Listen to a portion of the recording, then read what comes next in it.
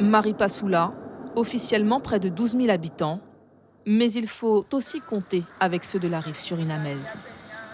Une réalité qui se vérifie au quotidien au centre de santé de la commune. De l'autre côté, il n'y a pas de médecin. C'est une petite chose seulement qui fait un test de paludisme, de dengue, c'est ça seulement. Il n'y a pas de médecin de l'autre côté. Parce qu'elle vient ici. 40 à 150 personnes viennent consulter chaque jour ici.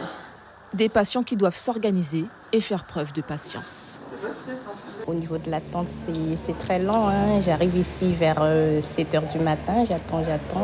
Je viens, je prends un ticket, après je m'inscris et j'attends. Je suis là jusqu'à 14h. Nous venons ici parce qu'on n'a pas le choix.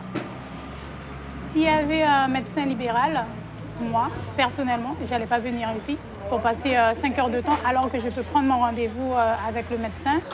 En plus de l'affluence, il faut aussi s'adapter à la diversité des langues parlées sur ce territoire guyanais. Tiene une marca pour hoje? Ouais, esperar. Mira.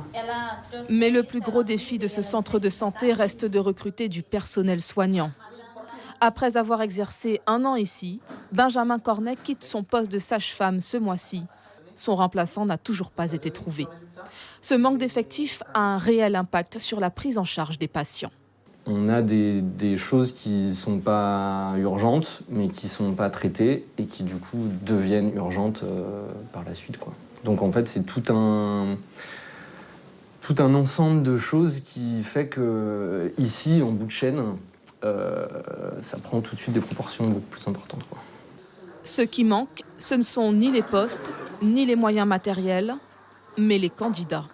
Illustration avec cette salle de soins flambant neuve qui reste inutilisée.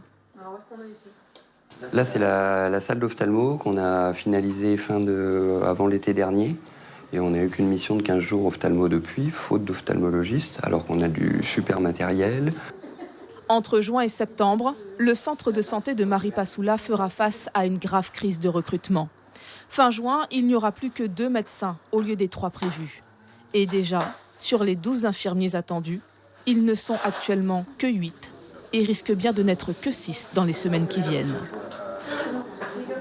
Les gens font des efforts, reviennent sur des congés pour combler les manques, essayent de trouver les moyens les meilleurs à effectifs un peu réduits pour que le service aux usagers soit le meilleur possible. Maintenant, voilà, c'est la fatigue qui s'installe et c'est difficile d'avoir du soutien aux équipes pour être sûr que tout le monde tiendra jusqu'au bout. À Cayenne, le docteur Brousse est le médecin qui coordonne les 17 centres de santé de Guyane. Il doit établir les plannings du personnel. Un travail d'équilibriste, car les difficultés observées à Maripasoula sont une réalité dans les régions du Maroni et de l'Oyapock.